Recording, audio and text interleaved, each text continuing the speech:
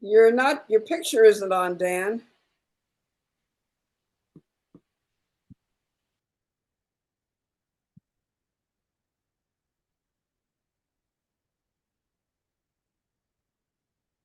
Yes, ma'am. We can't No. see your picture right now. Let me see what I can do. This meeting is being recorded. Got it.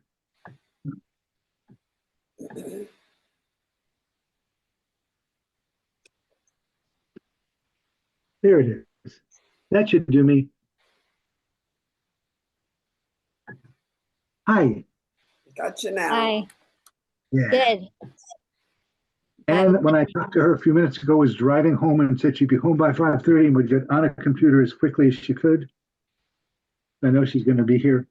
Okay, we'll give just a few more minutes to see if she wants to start at the first part of class, but we'll start in a few minutes here. So, how are you? I mean, okay? okay. I successfully got the laundry out to the dryer today, but I did not like doing that in the rain. I successfully did it, but it was difficult. What did you do? Got the laundry out to the dryer today. All right. Hard for me to do by myself, but I got it done today. Yeah. But Wow. it's hard to do in the rain. So Yeah. you have to go outside to the main Go part? outside and take the laundry down the steps, change the dryer, and bring the dry laundry back in up the Oh, stairs. because the laundry's underneath your house, or Yes, underneath it's on the patio that's behind the house down the stairs. So it involves, and it's harder when the steps are wet to do this. Oh Yeah. you got to be careful. Do you need those grip steps? I've got kind of less strips of. No, it's fine. In They fact, help me a lot. if it's wet anyway, it's easier for it to be slippery because you've got this heavy basket full of laundry that you've got to get up and down. You don't want it catching on the steps as it goes. Right. It's good to have something accomplished every day. Yeah.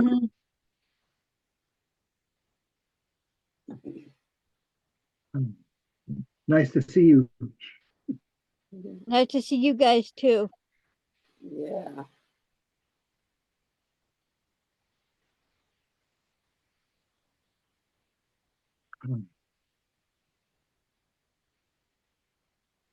Move over a bit so I can block the bookcase.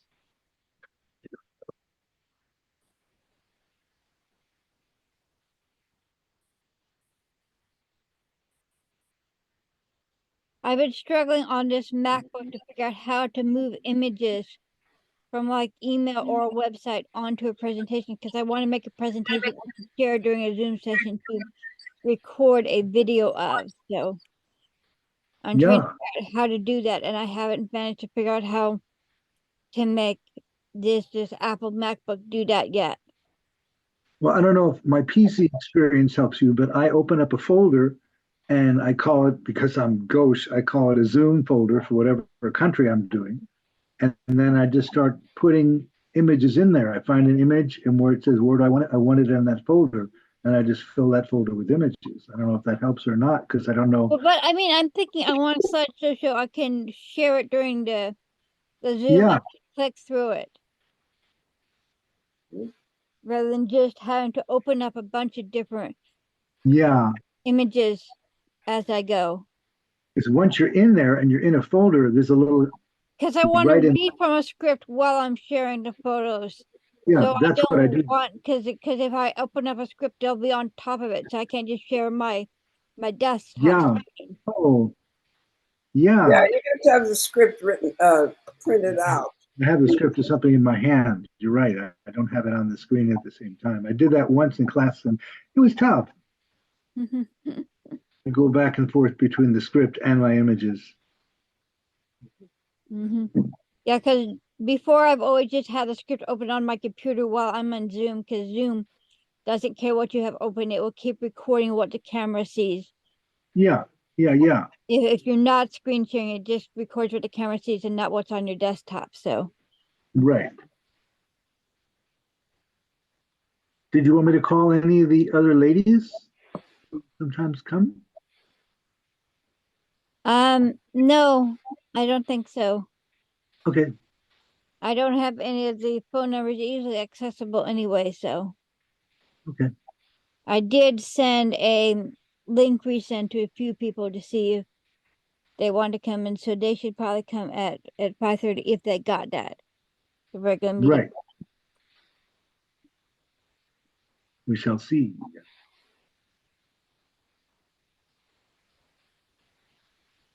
We could talk for 1 minute about your next one, next Oh, Bible. there's Ann. And I would just mention that Wednesday is the worst night for me. Okay, so what other nights might be good for you? Because So I'm very willing to move it. Tuesday and Thursday are the best for me. And then Wednesday and Monday. Monday would be okay if it was at 5:30. And Yeah.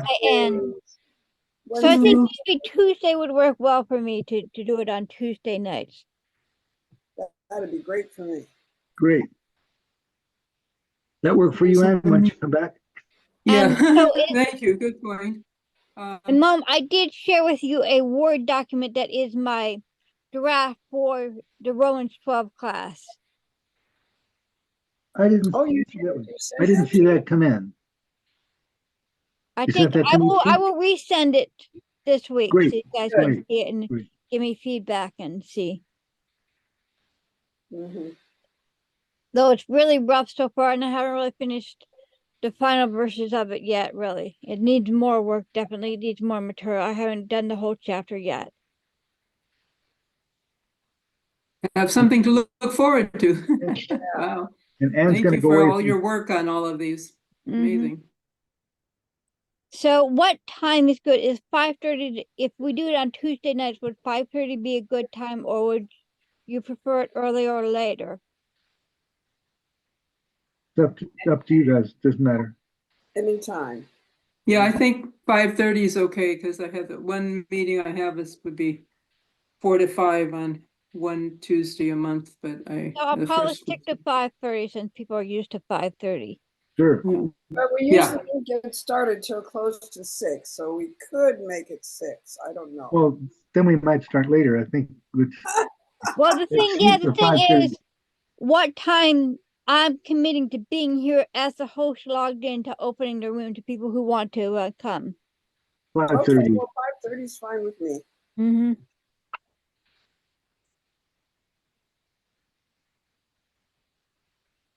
Yeah, because that's used to We'll get being started good. Yeah. with our class.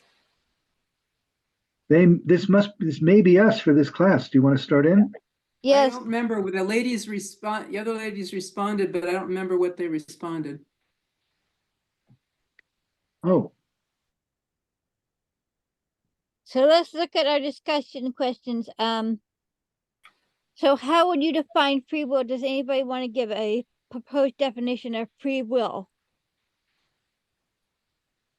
not a movie about a whale, is it? No, it is not. Free Willie being free does not equate to free will. No, You can no. have a pet named Willie that is free without having free will.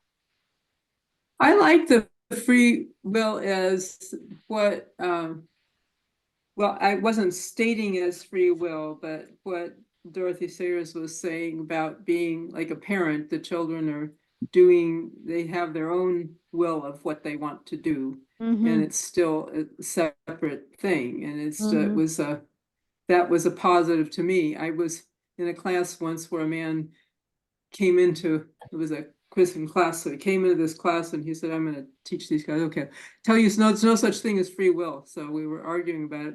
Then I realized that his definition of free will is if you had free will and you'd be able to walk through a wall or jump off of whatever. And that isn't really free will. It isn't, so I could listen to. Because there are actually lots of limits in human existence, things that we can't accomplish, at least the way we would most instinctively want to accomplish them. Yeah. So We what have free will? We limitations. have a right to keep going and try something. there's lots of things we can try. We can try to fly by jumping off a cliff. It will not work, but we can try. We still have the free will to try. You have the free We will to just do know it. what will happen is we will go splat, and that will be the end of everything. But it'd be free.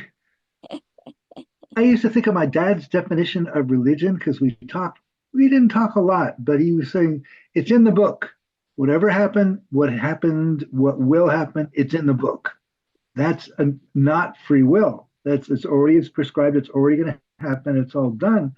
And free will is the opposite of that, of you can change it as it occurs. Now you may do a great job, you may do a horrible job, but it's your decision as to what you do with it rather than it's already written down, which is kind of it clashes with the idea of the beginning and the end because you don't know the end. So it's hard to reconcile that with what Jesus was teaching of I am the Alpha, I am the Omega. Yes. I am the end. I get lost in there. Well, I mean, I do like when Dorothy Sayers talked about the greater the variety of interpretations that fit it. So even if God has a plan, God can create a plan such that individual people can do lots of different things, and it will still come to the sort of story God wants in the end. He doesn't have to have, okay, you have to do this and he has to do that, and this other person has to do that to make his plan. There's bunches of different things they can do and still make the kind of story he wants to tell. And I sort of think of it as like that's the sort of story he wants. And so there is a variety of options for each of us that we get to choose between, and it may change the story slightly, but it won't change God's overall plan. There you go. Yeah. Sure. Oh, I see. Yeah. That is different. I was talking earlier with someone, I guess it was you, Anne, about a book. It was kind of a surrealistic play, and it was called Six Characters in Search of an Author. And they keep changing the plot. I mean, they're really ticking off this author because they're got a mind of their own and they're writing their own story, which is kind of what we're doing, is writing our own story. So it's always intriguing as to how much of your story is guided. I think we have free will in terms of how we're going to react to situations that come up. Yeah. And sometimes we cause those situations to not be so great. The classic Stoic idea.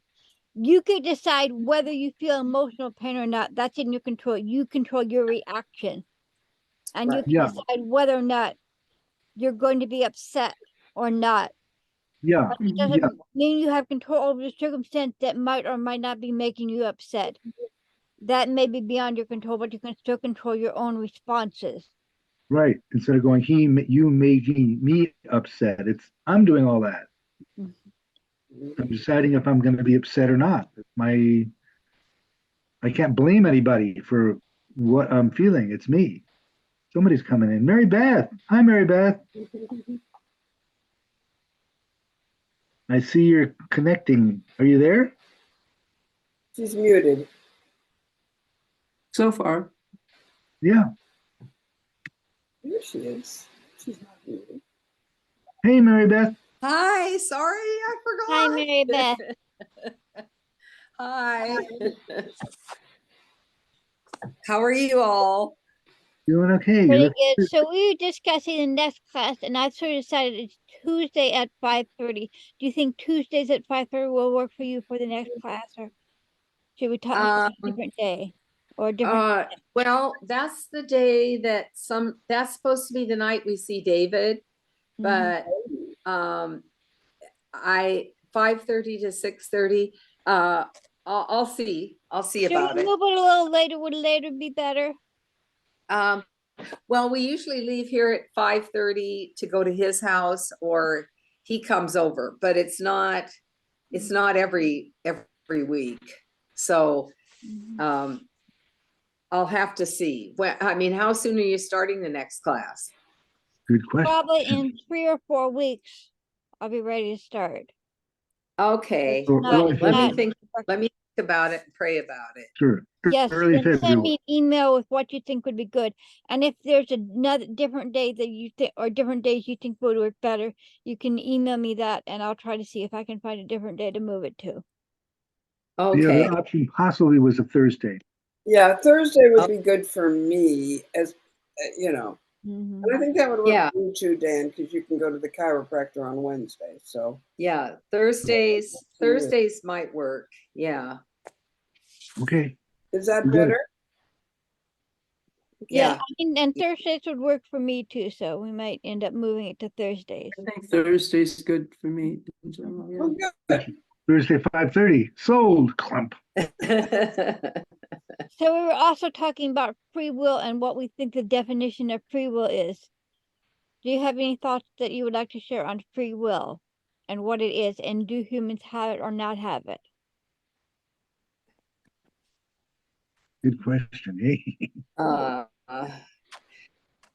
God has given us free will, and that means we can choose to believe or not believe. But There's also the Um, question of how does that match with God, because God also controls everything and he knows everything, and how can he know the end from the beginning if we can just choose right, anything we want and he doesn't right, force the choice on us? right. Hmm. It does feel like we have free will. Mm-hmm. You know, we can decide to go to the store today or tomorrow. I mean, it seems like we do have a lot of free will. Mm-hmm. At least that's my feeling. And I mentioned earlier, Mary Beth, that for sure we have free will as to how we'll respond to situations that come up in our lives. Mm-hmm. So, Mm-hmm. Right. He knows who's going to choose him and who's not going to choose him, Mm-hmm. but we don't know, so we need to tell others about Christ. Mm-hmm. And it's a paradox, you know, between Well, I think that the way God allows him to have the story he wants without dictating every move everyone makes is he's choosing a very particular kind of story that you can see in the life of Christ. This is a story filled with pain, contradictions, and difficulties and things that are difficult to understand. And if you're going for that plot line, it's actually easy to get that plot line with people doing all sort of chaotic stuff. You can still get that plot line because that's a very easy plot line to get. mm-hmm. Hmm. I think there's some verses in John 14 that sort of speak to that. In what? Not the exact ones you assigned, but I read through a whole section and I loved the verses 23 through 40 where it's really about a relationship of God and Jesus and us, that together we're one, we're dancing together. And That's nice. I like that. Do you want to go ahead and read the whole passage to us so that we can all Or those paragraph, those verses maybe. Mm-hmm. I'm just writing we're dancing together because I like that. well, let's see. And for their sakes I sanctify myself, and they also may be sanctified by the truth. I do not pray for these alone, but for those who will believe in me throughout the world, that they may all be one, as you, Father, are in me and I in you, and they also may be one in us, that the world may believe that you sent me. And the glory which you gave me, I have given them, that they may be one just as we are one. I in them, and you in me, that they may be made perfect in one, and that the world may know that you have sent me and have loved them as you have loved me. I see that as, showing that we are all together in in this dance of life, and it's a relational thing of relating to the Father and the Son, and also relating to each other. Yeah. Mhm. What chapter was that? That's John 17. Oh, okay. 17, I 17. started at verse 17. Yeah, I started at verse 19. 17 and 18 we'll read when we get to the going over the verses. Oh, right. But it was just one of my favorite teachers is Father Richard Rohr, and he talks about the divine dance between the Father and the Son and the Holy Spirit, Have which you guys actually ever heard or sung Lord of the Dance, which is an old Christian hymn? I know that song. I am the Lord. Yeah. Mhm. I danced on the Sabbath when I Yes. killed a lame. The holy people said it was a shame. They whipped and they stripped and they hung me high. They left me there on a cross to die. I danced on a Friday and the sky turned black. It's hard to dance with the devil on your back.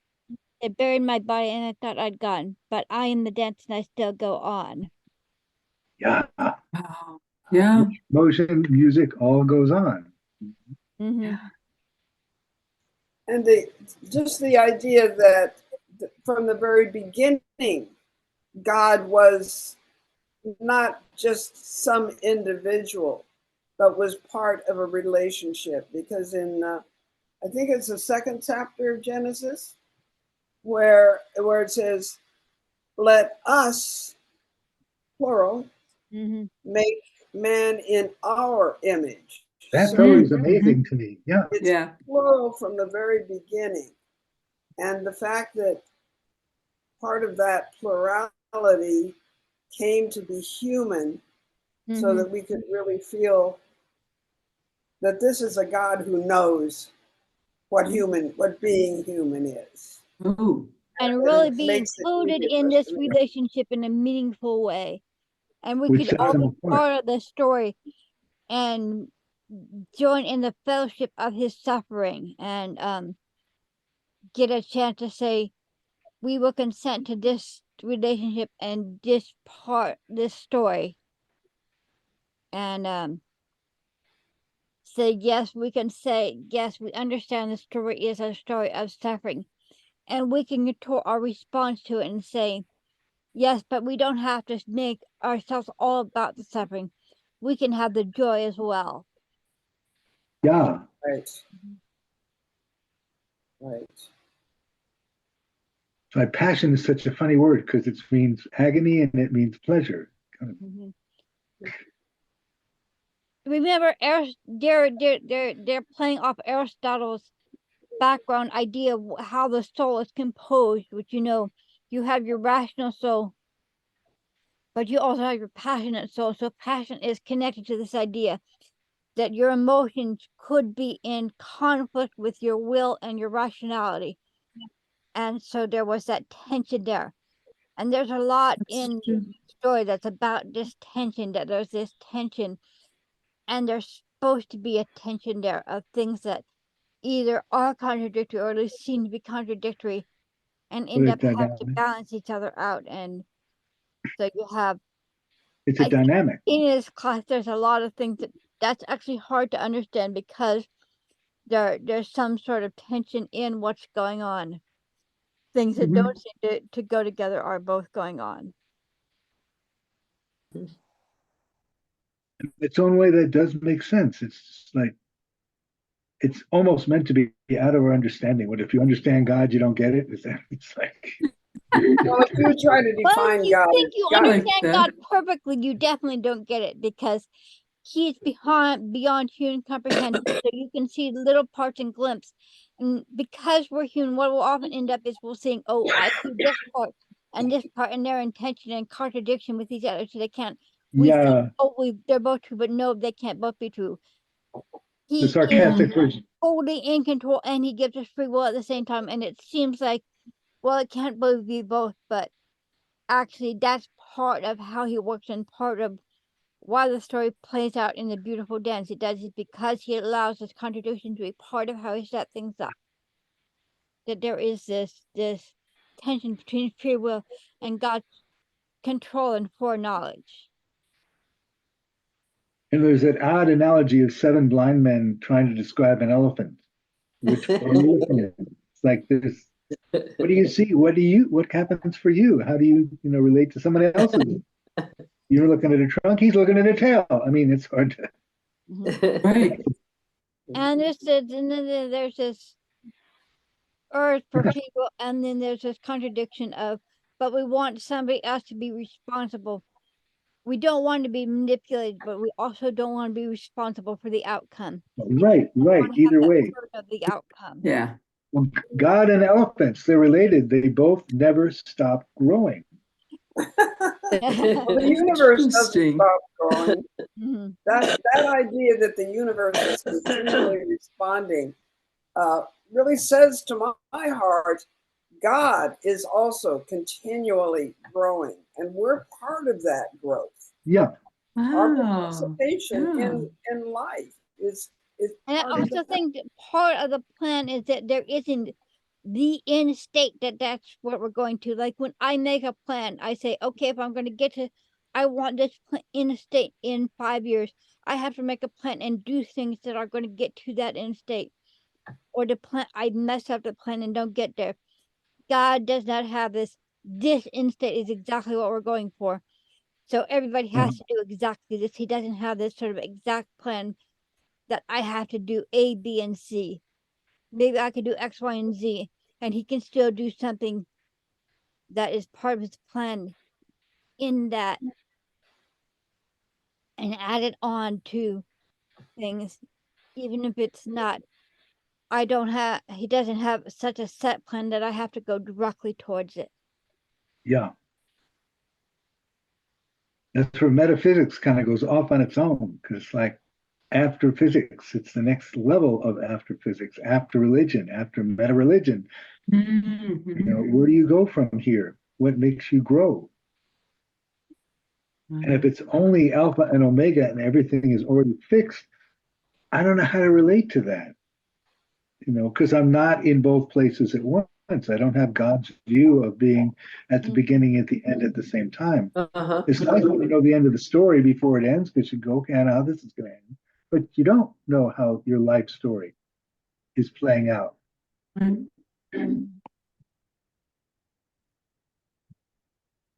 Sometimes it's okay that you don't know how it's all going to come out. Kind of want to live it at the moment,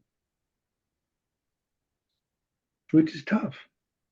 It's anxious to live at the moment.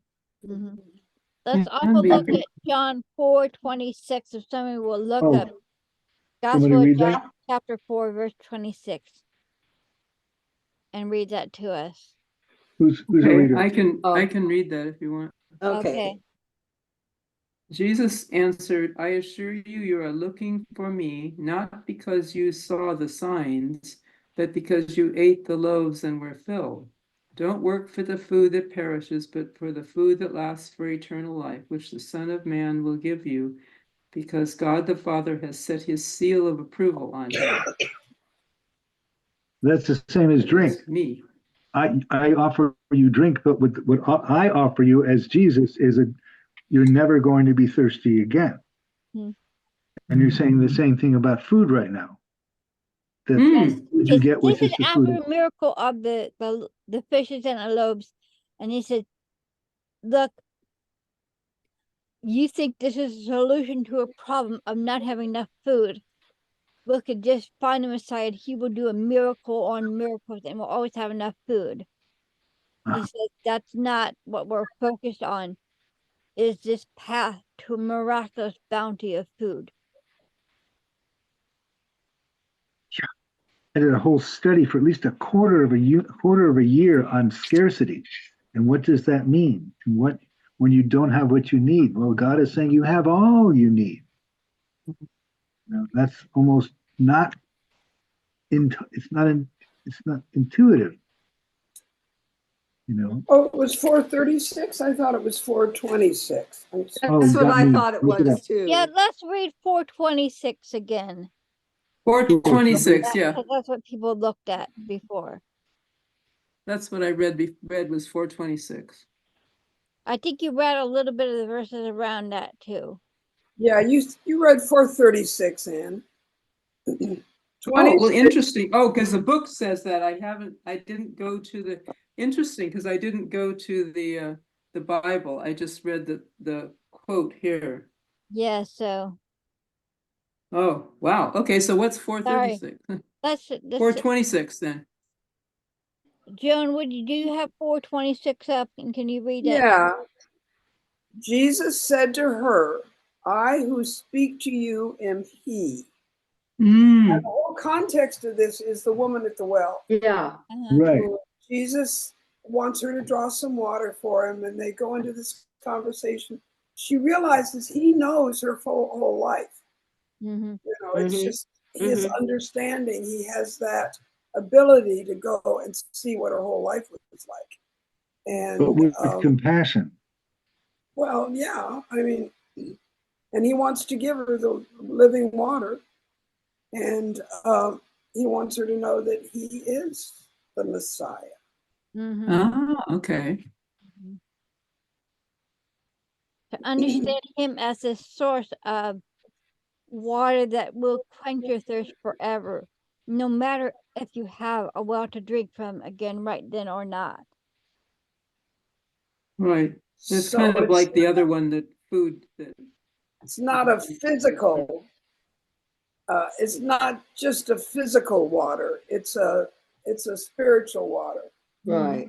that bubbles up That from your can heart. allow you to have the mindset that says, I can feel satisfied in my thirst no matter if I have water right now or not. Mm-hmm. Or construct situations such that I'm not in desperate need of water and don't end up that I have gotten water and put it in a bottle and carried it with me, so I am fine. Right. Because some thirsts just, they are like a thirst for knowledge. It isn't like you had to have a well to go to. It's, what you do for your thirst of knowledge.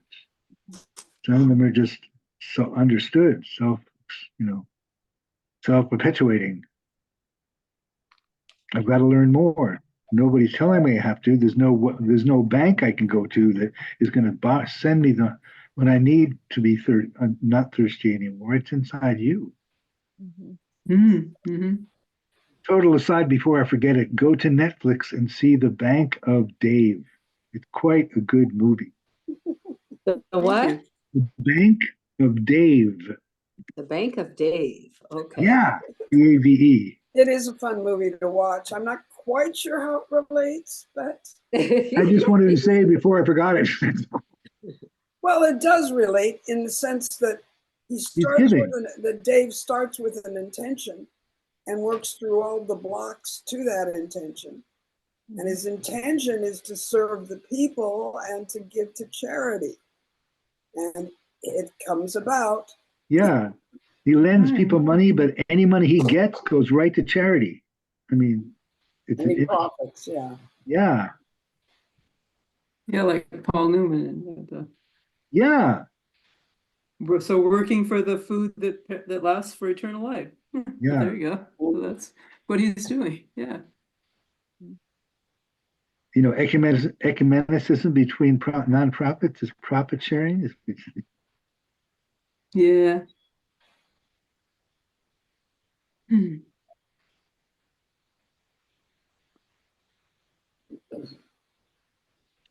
I'm sorry, I kind of sidetracked you guys. Where did you want to go? Bad habit. What I'd like to go to next is in the discussion questions. There was a couple questions about manipulation, and so how does anybody feel about manipulation? And It's a mixed bag. If I'm manipulating someone to do good or get something done, is that as evil as it is if I'm manipulating to somebody to do something wrong or do something that I need to have done? We do that with our kids all the time. We manipulate them to do good, manipulate them to listen. Maybe that's not we're also manipulation. manipulating them for a good outcome in their later life. We want them to have a successful life where they have the type of skills that will allow them to earn a living and be able to have lots of choices in their adult life. Yeah. Right. As we're manipulating them to a specific outcome that we think and know is good.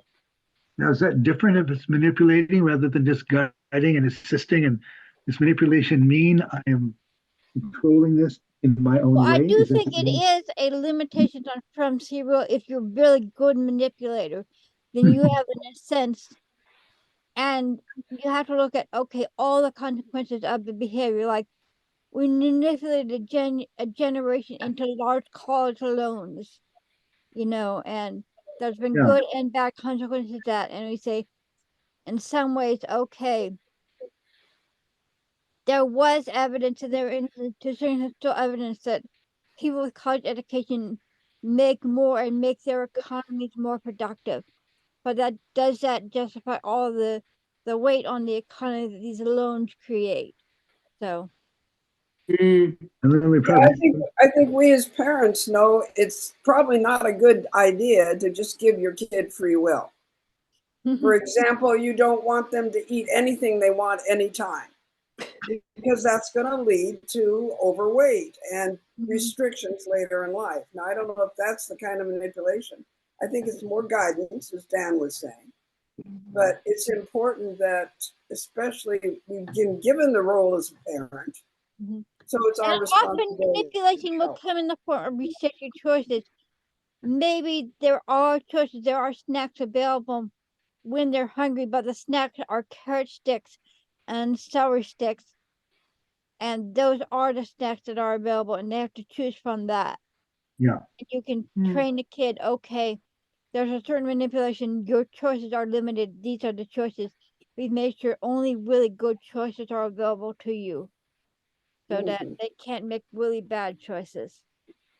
Yeah. I think manipulation to me sounds like it's what's good for me and my small purpose and not good for you, but I'm going to talk you into it's good. With the thing that the example that I have seen recently, so it isn't related to being a parent, but it's car salespeople have figured out how to sell. Yeah. We have people that have very little money, and I'm working with this group, the St. Vincent de Paul group, with and a couple of different times they come up with, these guys have talked them into buying a car that is using, it's like, what's in your wallet, using everything that they've got just to yeah, pay for this car, so they have a car of some kind, but it's the salesperson is just, I'm going to get my, yeah, They're going to now get I've their made that sale, commission, so and I'm good. they're going to get the money from the bank, even though the customer and the bank might both lose money in the long term. They don't care about that. They want the money up front that they're getting now, regardless of yeah, long-term things. Yes. Yeah, so that feels like manipulation to me, rather than yeah, I'm trying to work you into doing something, which might Mhm. even be good for you. But this is not, there's no relationship to what's good for you in manipulation, it seems to Right. me. That Whereas for word the sounds like parent, that.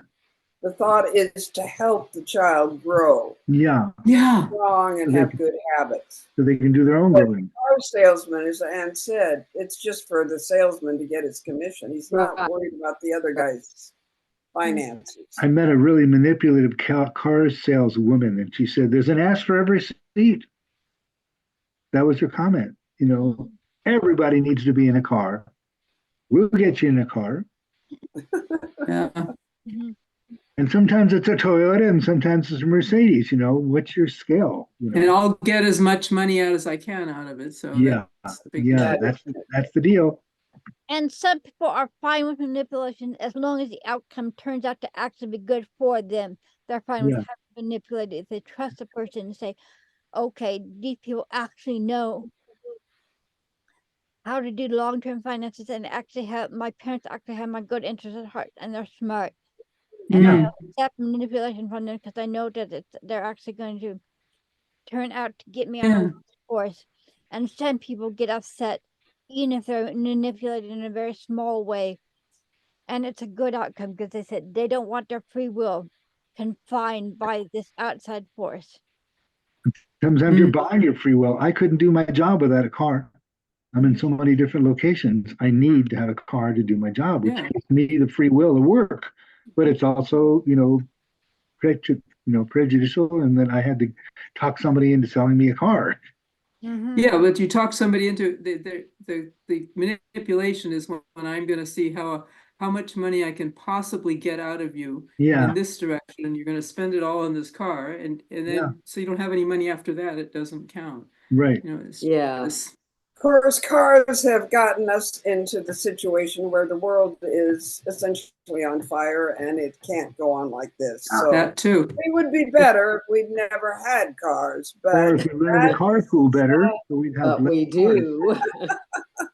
So then the goal is to have fewer cars on the road. So the question is, do we now manipulate people out of cars by restricting their choices so they can't get, like fossil fuel burning cars or gasoline cars, and we restrict their choices to better cars, or do we Yeah. allow people to do what they naturally want to do, which is to buy cars that are more convenient for them?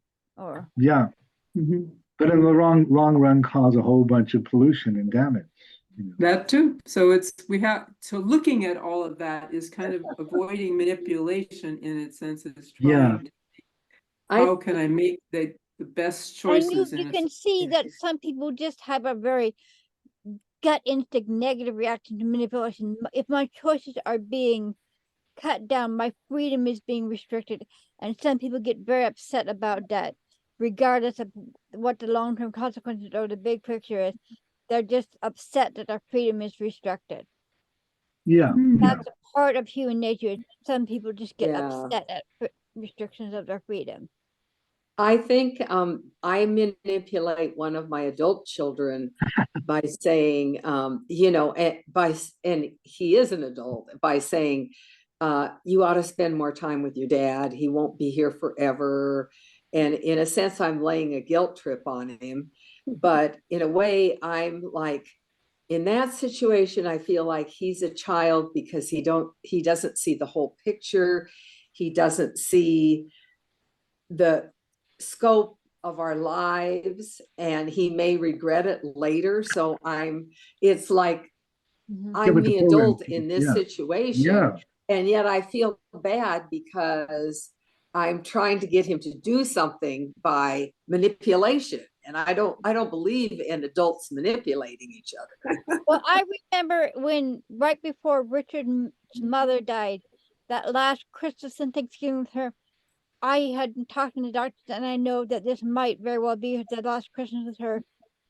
And I manipulated us into doing a lot of big Christmas things. And I know after she died, Richard was very glad that we had had that time with her, and we had all those pictures of a happy time with her. And so he was Uh-huh.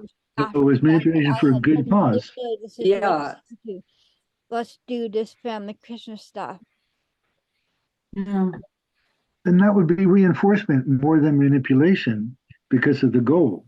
Mm-hmm. Yes, because he was actually fine with spending time with his mother. Maybe not exactly that time or in exactly that way. He might not have taken so many pictures if I hadn't said, no, I want to take pictures. This is how I want to do Christmas this year. Is Yeah, that we're going to sit there and everybody's going to hold their gifts up and take pictures. And so he Mhm. ended up being fine with it in the end when she died in January. He had all those pictures from a happy Christmas with her. That Well, yeah. A memory. picture of my grandmother with family, mm-hmm. because quite it remember. was the day before she died. She died on the day after Thanksgiving, so it was like this was her the end. But we have these pictures of all these people, so it's like Yeah, God gave us that one. Mm-hmm. Mhm. she was quite a lady. She went down to Mexico City 10 times from Palo Alto to Mexico City. Flew in the car when she was 10 and when she was 13. So you're coming with me. And that's why her Spanish is so good. And I'm grateful. Yeah. Uh, So wow, all kinds of good stuff. Amazing. So it was interesting, that manipulation question. We did a lot of work on that. Yeah.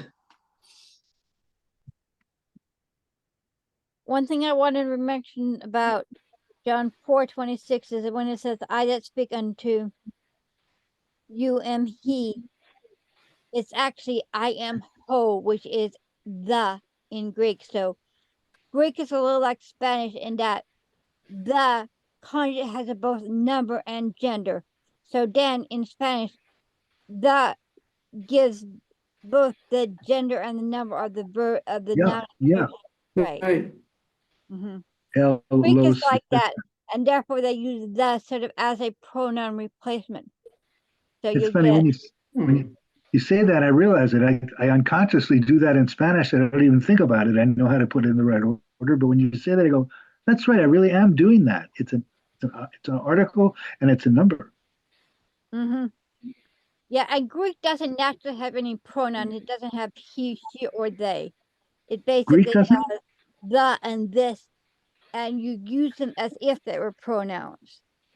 And you sort of, but they match their gender and number will match their referent. So there's a way of telling them apart, but it's not by its name.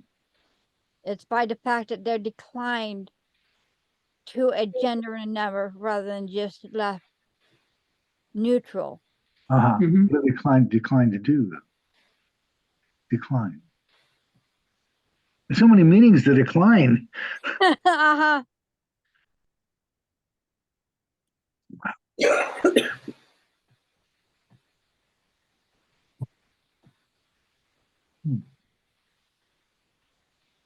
This is fun. Aaliyah, you set up some really good classes here. I Yeah, really so are appreciate there any last questions as we wrap up this class now and we're finishing up Mind of the Maker? Any last questions or comments about what we've studied that we want to talk about? Well, I just want to say I really appreciated this chapter because of the ways that you can work with characters and the ways that characters are their own persons, like you learn children. My mother had a line for that. So if a baby cried in the other room, she would say, "Another country is heard from. I here." remember that, which is a voting. So she really said that we were each in ourselves, Right. someone, Okay, another I'm country going is heard to from. turn off the recording so we can have a prayer time. Yes. Sure.